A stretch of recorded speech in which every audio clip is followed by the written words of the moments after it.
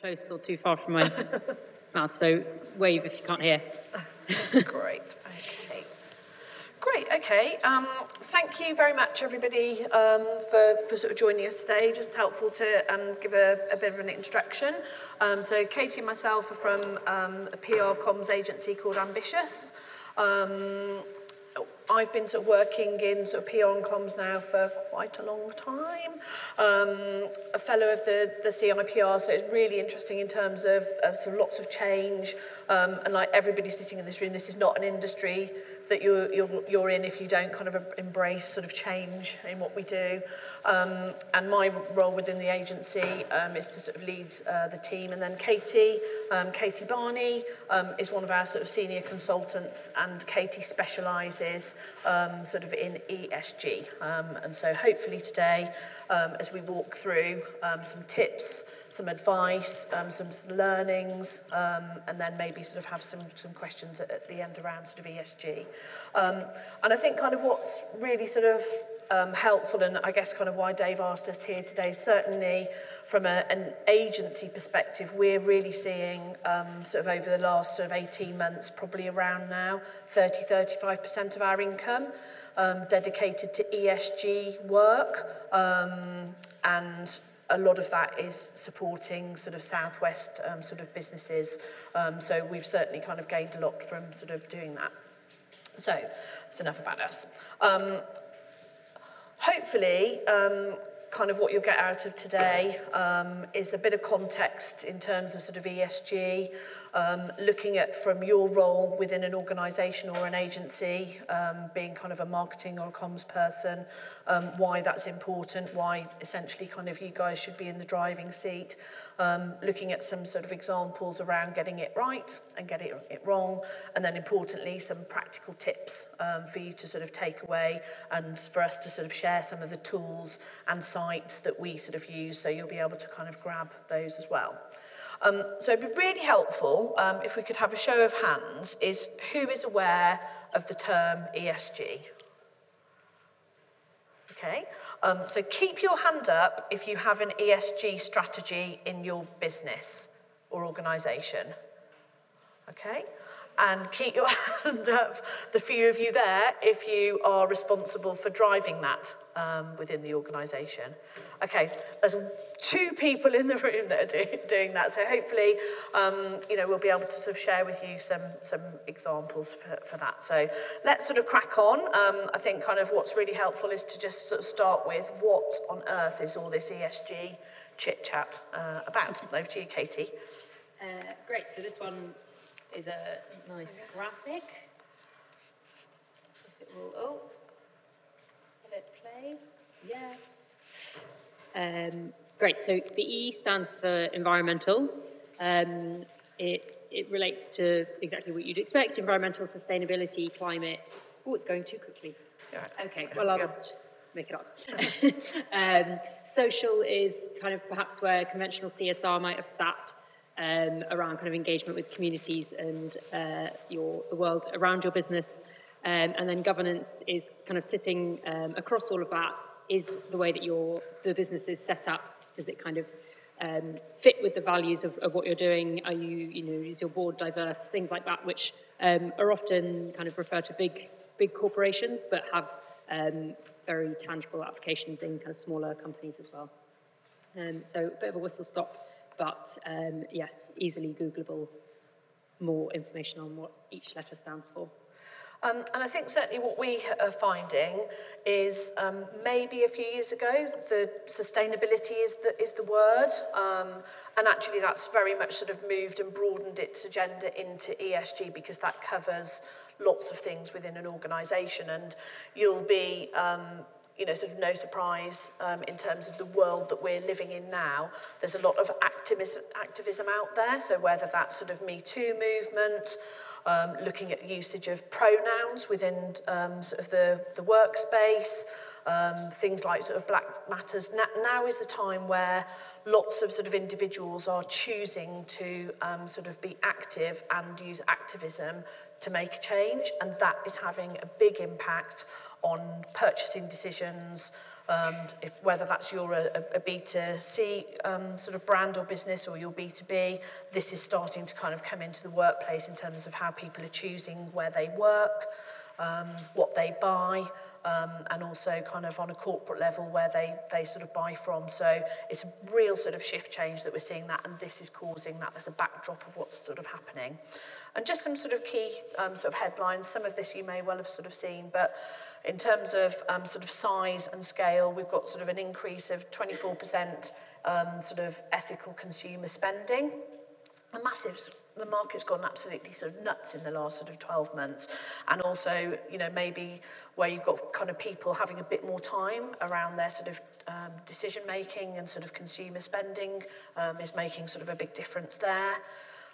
In terms of things like sort of millennials seeing business as a force for good, or sort of not as a force for good in sort of society. And, you know, even where we're looking at sort of reports from the likes of sort of HR magazine, where you've got industries such as sort of the energy sector, 4 in 5 workers are now looking at ESG as a factor as to where they're going to not just join, whether they're going to stay. And I'm pretty sure everybody here, in terms of the organisations that they're working for around sort of recruitment, is a real challenge at the moment, and lots of the decisions about individuals there, it becomes really important. And then in terms of sort of consumers choosing to spend more on a product, if it's sort of from a sustainable brand, again, you're seeing sort of really significant rises in that. And I think, you know, what we're also seeing, whether that's sort of news headlines or actually, you know, the place that you're choosing to work, it kind of seems like it's a bit of a moral imperative that actually ESG is important in our lives, not just in our sort of personal lives, but in the lives that we spend sort of during our work and the clients that we sort of support. So from a business sort of perspective, why does that sort of really matter? So essentially kind of what we're seeing is sort of ESG is moving from a nice to have to a necessary. It is going mainstream. Recruitment and retention, really sort of seeing sort of ESG as part of that, employees having an eye on your purpose and making a decision from sort of other competitors to join you or not based on kind of what your policies and approach is. Looking at sort of supplier expectation and compliance, so are you a living wage employer? Are you part of B Corp? What other things are you doing that sort of cover that sort of ESG agenda are important in terms of from a Marcom's perspective? Buyer choice, so buyers don't just care about what you make, they care about how you're going about doing that. So certainly from a marketeer's perspective, that's our role in storytelling and making sure that we're sort of communicating that. And also where we're looking at sort of business in terms of sort of future-proofing policies around data, governance structure. The people want a lot more sort of transparency in what was happening. So all of this is really sort of filtering down into the role of a sort of a marketeer and a communicator, and very much sort of in terms of that sort of horizon scanning piece. You know, will climate change impact, and the things that are coming in terms of sort of laws down the line and sort of other sort of rules and regs, is that actually going to have a significant impact on your business, and what are you doing to sort of support that?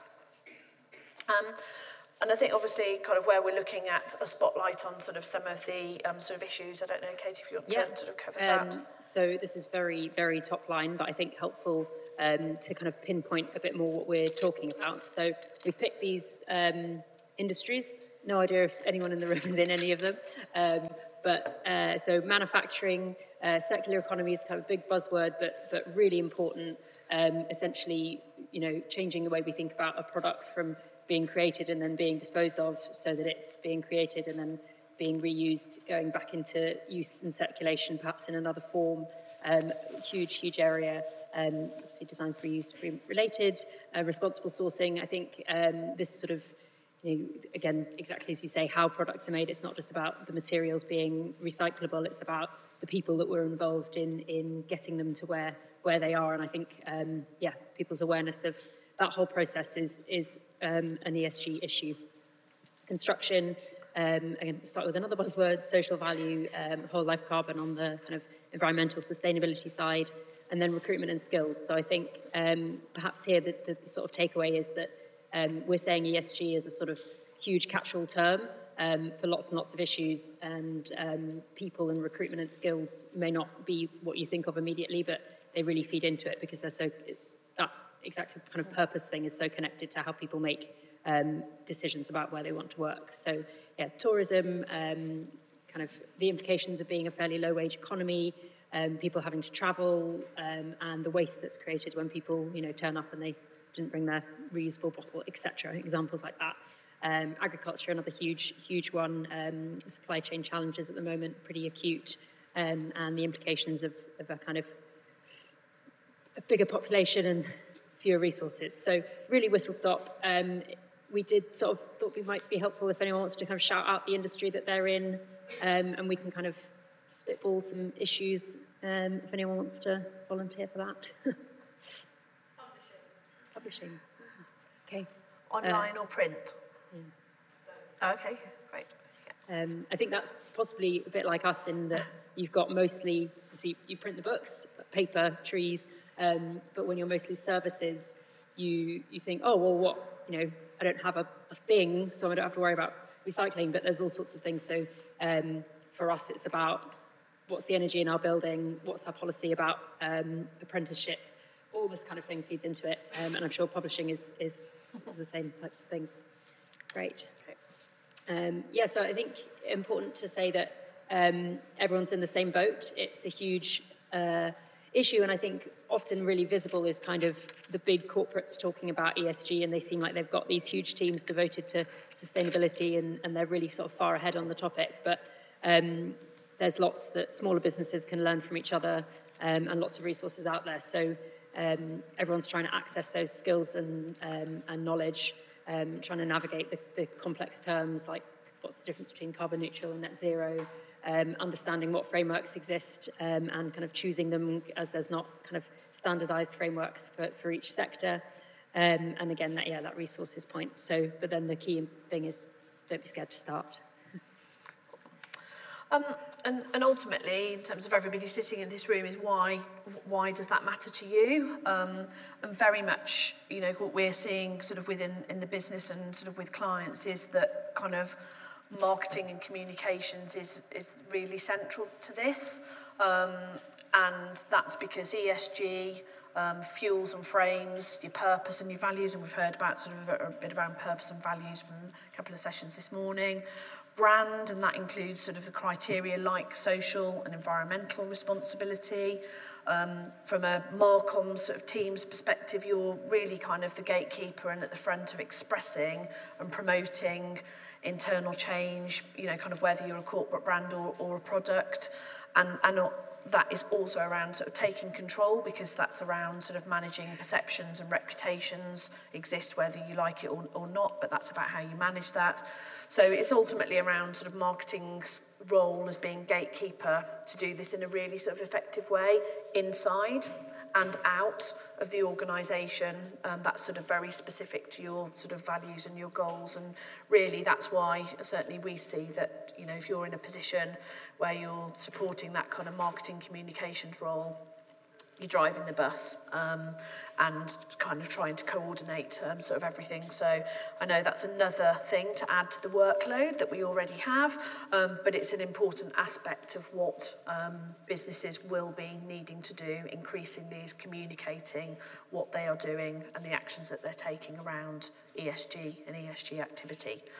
So I've got some examples of some, everybody likes to getting it wrong and getting it right. And so no surprise up there is Ryanair. And I think we've chosen this as an example because it's sort of looking at how, yes, in terms of sort of as a purpose, they very much sort of talk about sort of low fares and sort of prices. But actually what they did is sort of decided to take that on and claim to have the lowest carbon emissions of any major European airline in their advertising. And okay, that sort of then went under sort of investigation, and the campaign itself then was banned. So this is quite a good example of sort of greenwashing at work, and making sure that you're doing your homework in the right way and not just sort of claiming anything. And actually from a, maybe what they could have done slightly better is sort of utilise the data that they had and sort of be much more sort of honest around, sort of their footprint. That's obviously not really in there necessarily sort of brand DNA. But yeah, sort of certainly we're seeing a lot of this around sort of the transport sort of market. And then on International Women's Day this year, there was a bot that was created that basically farmed out tweets, taking businesses, organisations, public sector and private, that made statements about their kind of celebrating their women, essentially, in whatever form that took. And it just produced essentially a number, which was, in this organisation, women's median hourly pay is X% lower or higher than men's.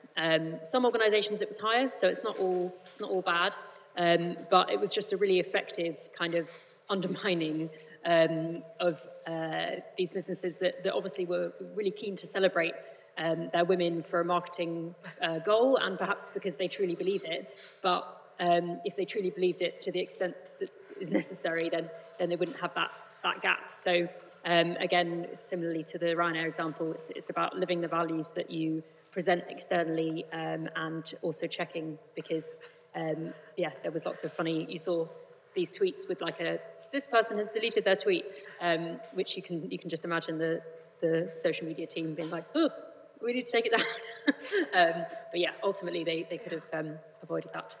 Yeah, and I think that example of sort of the Leeds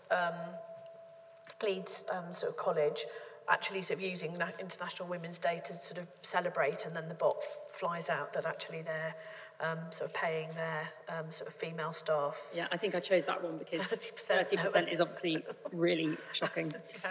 Yeah. Okay.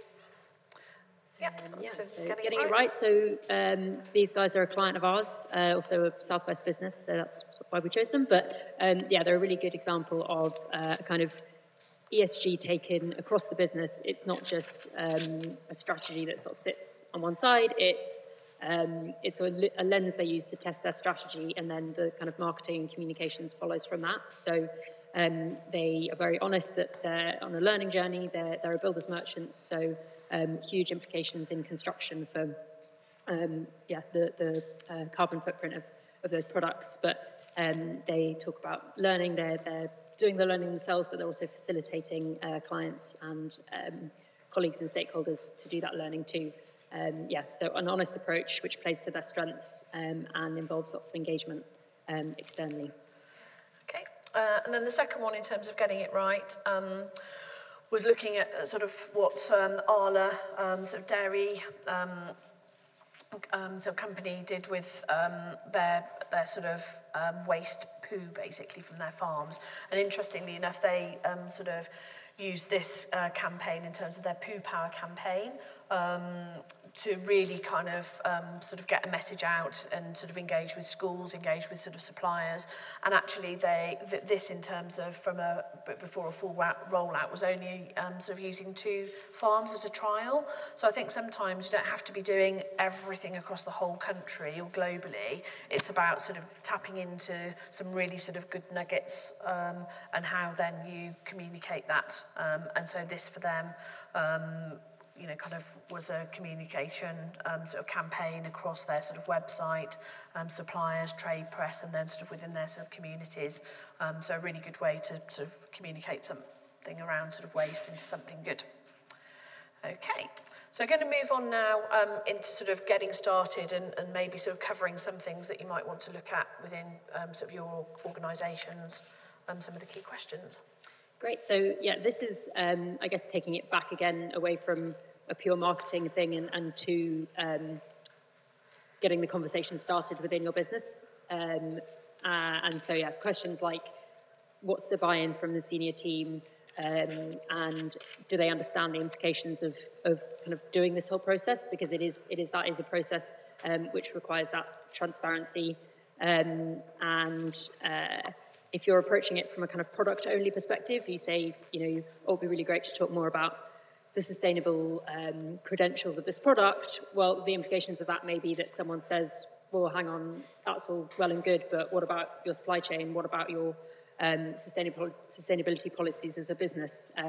That, I guess, back to the transparency, you kind of have to be prepared for the lens to come back on you. And so taking a entire business approach is definitely a better place to start. And then obviously then the kind of messages for each product or service that you're talking about can be more specific. Engagement with suppliers and employees, I think that's really important. This is definitely an internal process too. If it's just one person who's kind of leading it and not keeping others updated, but suddenly they are being told that they can't, print something because suddenly the office has gone paperless, then that's probably not going to get the team motivated to do more. And then, opportunities and risks, that's sort of similar around the transparency point.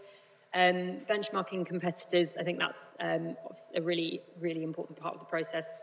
And then mapping what you're already doing. So I think, kind of as we said, ESG is this big overarching acronym that we use, but there are lots of things that businesses are already doing that can be sort of grouped into that bucket, and that's something that we do with clients, is sort of try and audit everything that's happening internally and see how it can fit within an ESG strategy, and therefore what the gaps are, where the communication can be particularly impactful.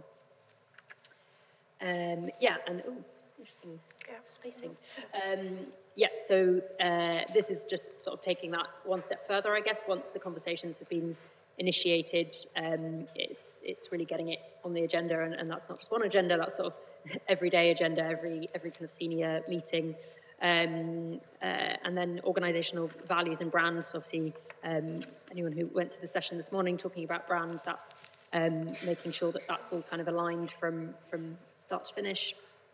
Auditing, benchmarking, and then I guess more into the marketing piece around finding the story that fits for your business. So, exactly as Liz said, where comms and marketing people are so good at saying, right, where's the story in this? Like, especially if you're kind of, what you're going to end up with is quite a dry strategy document, picking the pieces out of that are really going to speak to your customers and clients and stakeholders.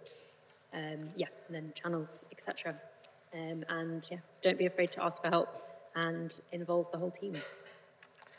Okay, so looking at where sort of marketing activity comes in to this, from a kind of website marketing collateral, certainly things like sort of past blogs, there's an opportunity to review existing material, so that's good for your SEO, as you'll know, but also kind of, is there a different lens that you can apply to some of the things that you're sort of doing on your website or with your sort of marcoms. It's not always about reinventing, it might be about repurposing.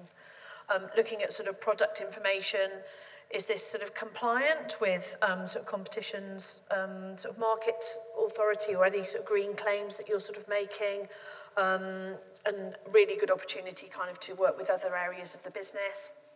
In terms of sort of an ESG sort of strategy, certainly from a communications sort of perspective, shaping up the messages and identified the stories that are across the organisation, covering sort of ESG, and certainly because we look at this from an ESG rather than just sustainability, you may well find that actually some of those social or governance aspects are easier, more low-hanging fruit than necessarily kind of starting from scratch in terms of your environmental policy. So it's really important to kind of look at that in a holistic way.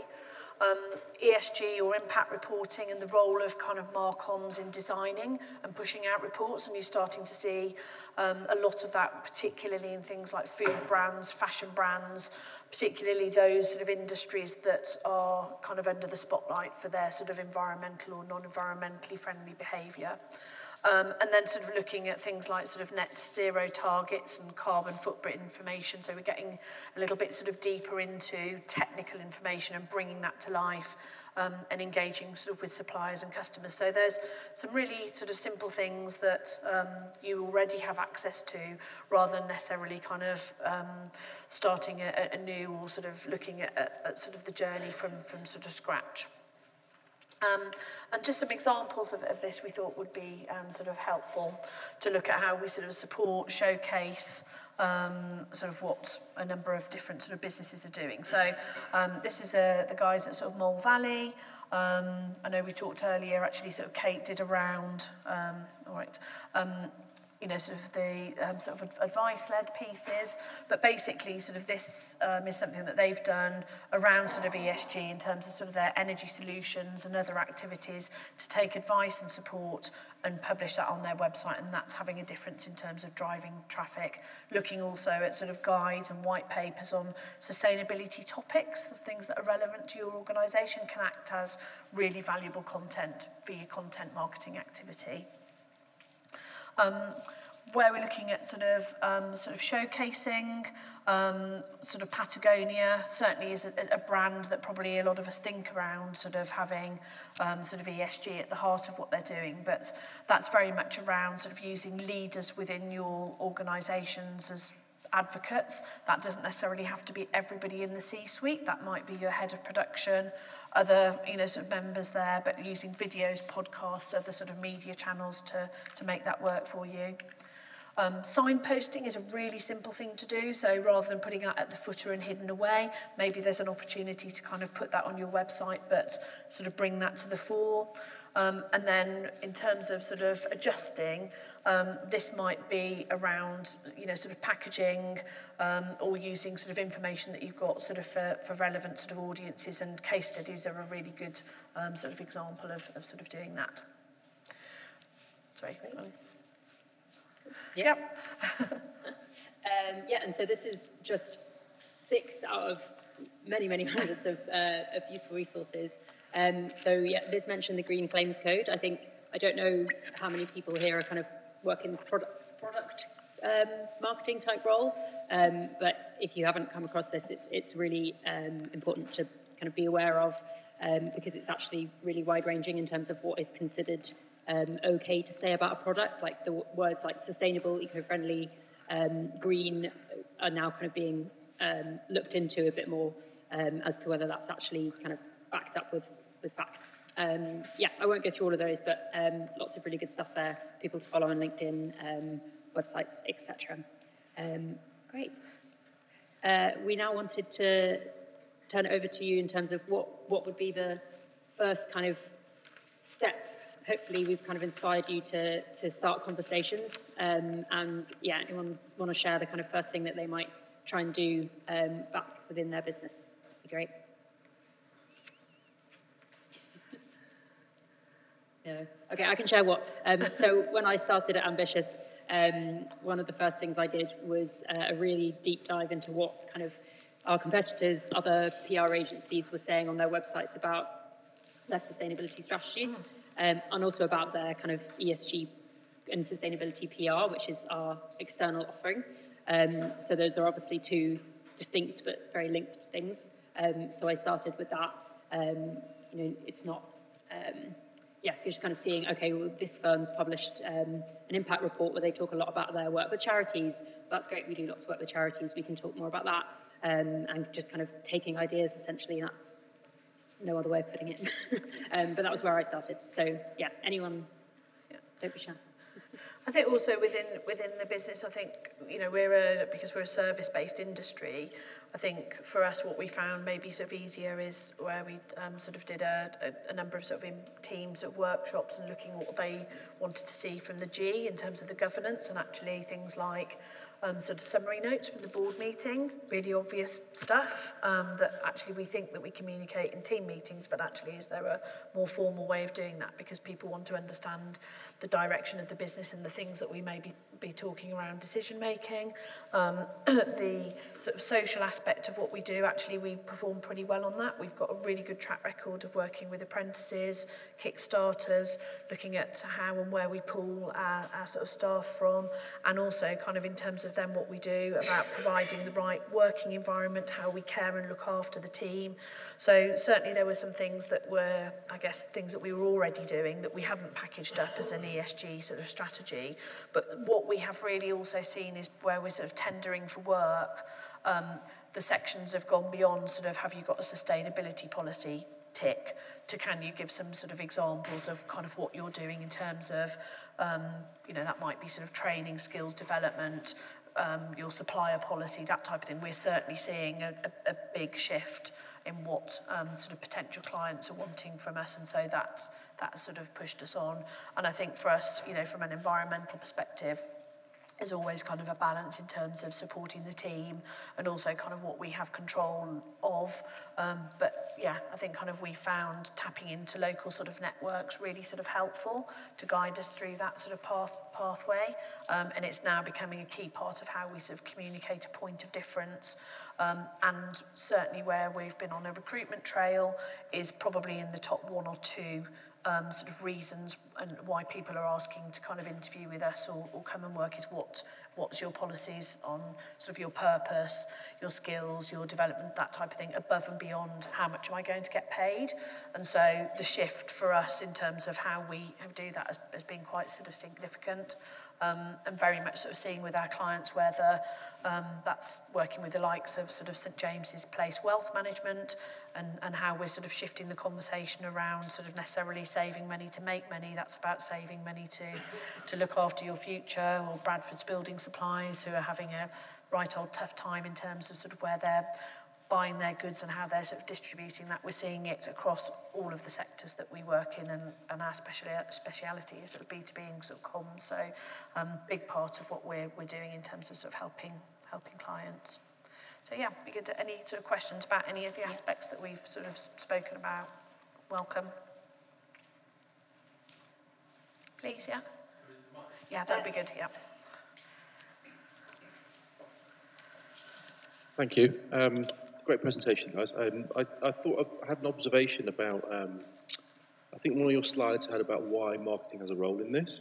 And one of my things around that is, there was a study a couple of years ago by Newcastle University which showed a single video shared by an influencer used the same amount of power in energy costs as powering 12 homes for a year. So it's a lot, and we pump out a lot of content in our roles. We're an agency, we do lots for lots of our clients. So we have a role in making sure we understand what our impact is, as well as how we're talking about the impact that our clients have or our business has. There was that, and excuse me, and as part of that, I think there was something about, another one of your slides had something about reviewing your materials that you're using at the moment, what you're saying, etc. And I think understanding where your website's hosted is a very good place to start, and is that being powered by sustainable resources, because it can be quite easily switched. No, that's a really good point. I think what we're seeing particularly, so the influencers is a really good example of the shift from, I guess, your sort of Love Island influencers filter to actually now we're seeing kind of brands and the role that agencies have in that, about not working with influencers that decide to filter or behave in a particular way. So I think, you know, kind of we absolutely, as kind of marketing and comms professionals, have a role to play in how we're advising sort of clients, not only in the strategies that they're, you know, sort of developing and messages, but how they then execute their programs, from sort of website hosting to printing that to attending that. Yeah, we have a big role to play in that. Yeah, I think the whole kind of the weight of the internet is, I guess, sort of how I think about it, because it's so impossible to visualize, really. But yeah, there's some really great resources. None of them on this slide, but there are some really great resources that are called, like, the Green Website blog or something. And yeah, you can. So this isn't something that we've done yet, but I think we should. Yeah, put it in there now. Is transition to certain web servers and things, and you can get like a badge for your website that shows that you're on those. So yeah, it's I would say a really under recognised part, and one of those things that fits often for smaller businesses into, well, I can't change the internet. What role can I do? And I think it's just sort of iterative changes like that. And there's lots of other choices above and beyond B Corp, because actually trying to move an organisation to doing that is quite a big undertaking. So maybe that might not be the path, or you might not have buy-in right now, but there's certainly some sort of entry-level activities that you can sort of be doing and get involved with, rather than necessarily a massive commitment from the off.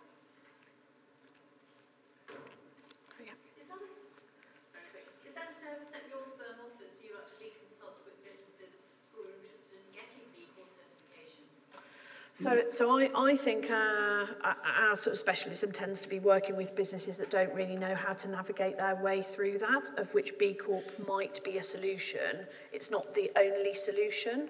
And I think, certainly where we've talked in the office, actually, B Corp itself might become a victim of just being a badge if they start to dilute their entry level, which becomes just kind of paying for a logo. So I think kind of,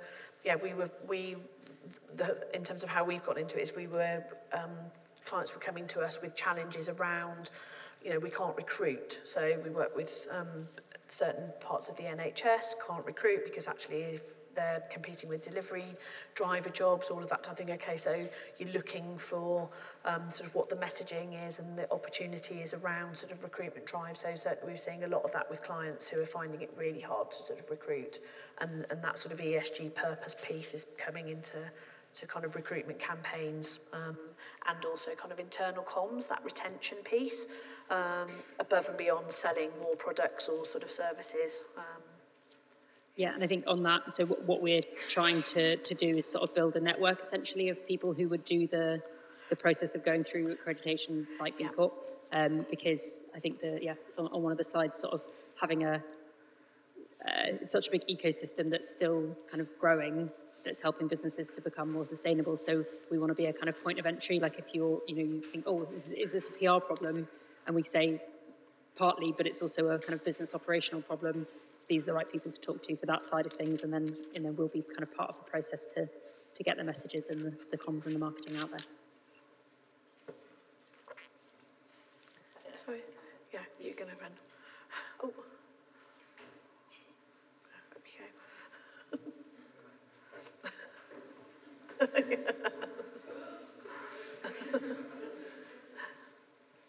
So, ecologically friendly options are oftentimes seen as more expensive or harder to obtain, or options that have a conscience. So your example with Patagonia and Facebook, it was definitely the morally correct move for them to make, but Facebook is a huge audience, and some people can't turn that sort of thing down.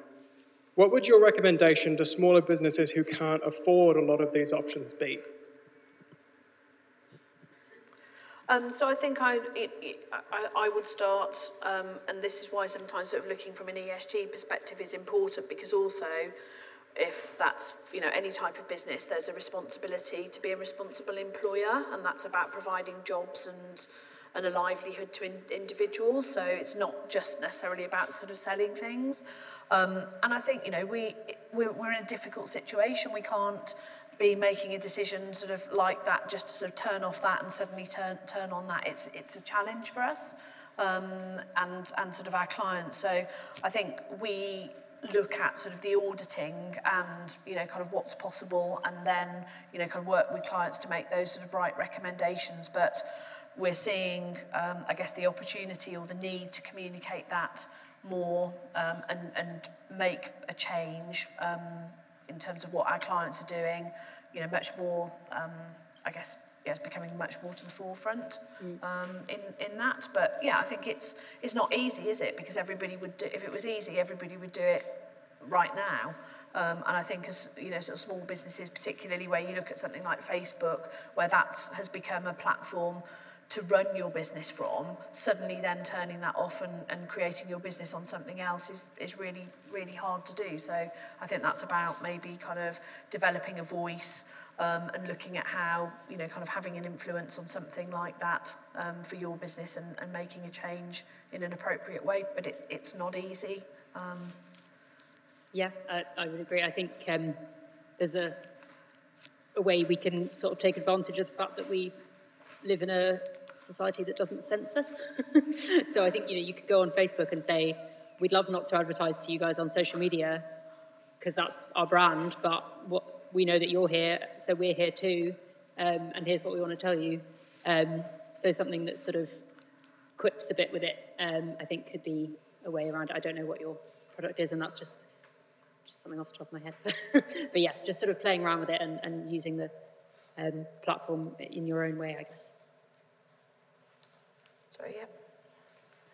Could you say a bit more about the governance side of it and what that will include, what actions you might want to see happening? Yeah, so I think quite a good starting place for that is public bodies tend to have really good governance in place where you've got a board of trustees and there's a sector of businesses and organisations that are very used to doing that because you're or sort of public listed companies where you're having to report to investors, that type of thing. I think what we're seeing is some of those best practices and behaviours sort of drip feeding down into how sort of smaller businesses and medium-sized businesses conduct themselves, and the spotlight's being on the people that are running those businesses and their behaviours. The two things can't be sort of split. So where we're looking at good governance, it's often around having the right policies in place. So, you know, if you're employing people, actually, are you a living wage employer? Is that something that you're sort of doing committed to? So I think kind of with the governance piece, that's very much about involving different parts of the organisation in that decision-making process. So from an employer and employee perspective, also kind of how you're sort of reporting and communicating, good communications with your staff. So there's lots of examples where, I don't know, kind of if you're on the set of Cinderella and you're getting a text from Andrew Lloyd Webber saying you're sacked, that's really kind of not great. Governance in terms of how, it's about, governance is very much about sort of behaviour and sort of communication. A lot of that's common sense, but maybe there's an opportunity to do that better internally and sort of how that has a knock-on effect externally. And I'm sure those of you that are in industries that have to comply with things, so whether that's health and safety, different sort of hygiene standards, you're already doing some of that, so it's just taking that onto another level.